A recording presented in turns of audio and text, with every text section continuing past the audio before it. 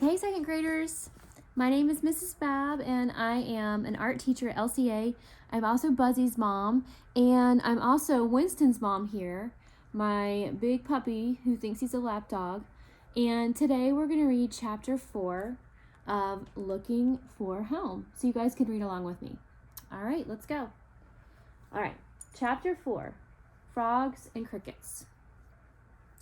Dad and Liz put all the dirt back around the rose bush while Mom put Band-Aids on my fingers. Then we all sat down in the living room for a talk. "We're renting this apartment," said Dad.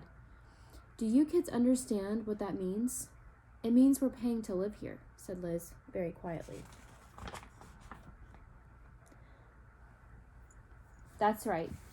It means that this is not really our home.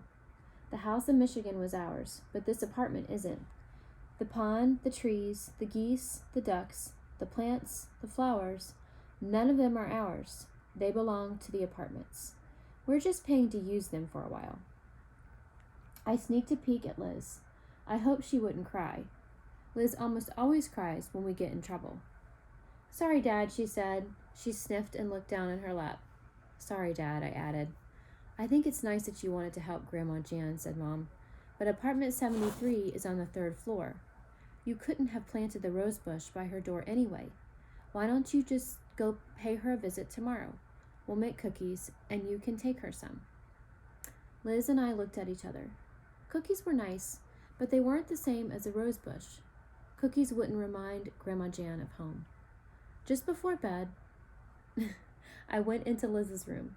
She wasn't playing or reading or anything. She was leaning on her windowsill, staring out at the dark. "Don't feel bad, Liz," I said. "At least we didn't get in very much trouble." Liz turned away from her window, all happy and sparkly looking. "I have another idea, Micah," she said. "What is it?" I climbed up on her bed and sat down.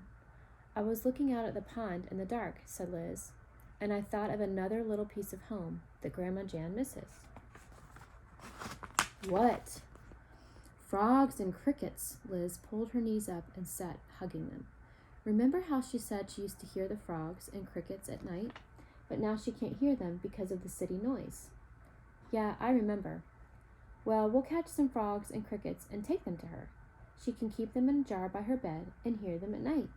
"Good idea." I bounced up and down on the bed. "Let's do it tomorrow." Mom used up the last of the oatmeal making cookies the next day. "Can we have that oatmeal container for bug catching?" asked Liz. Oatmeal containers are great for bugs. They don't need to be rinsed out. Their lids are soft and easy to punch holes in, and they're big, so they hold a lot. "Sure," said Mom.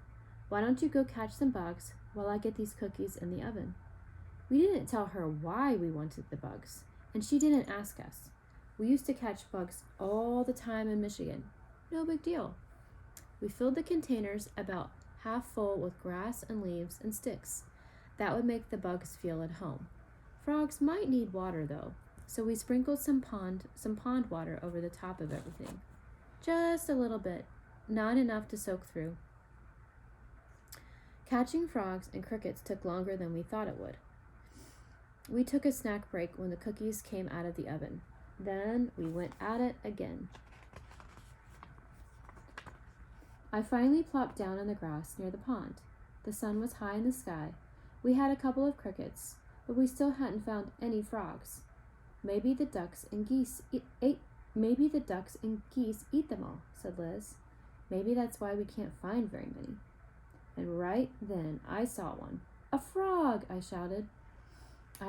It was on the rock by the water. I crouched down and slowly moved closer and closer. The frog didn't move. I stretched my hands out toward it. Slowly, slowly, slowly. And then I pounced. But I didn't just pounce. I lost my balance.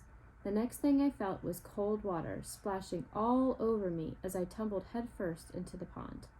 I made sure I held on to that frog, though. I wasn't going to lose him after all that. Thanks, guys, for listening. Say thanks, Winston.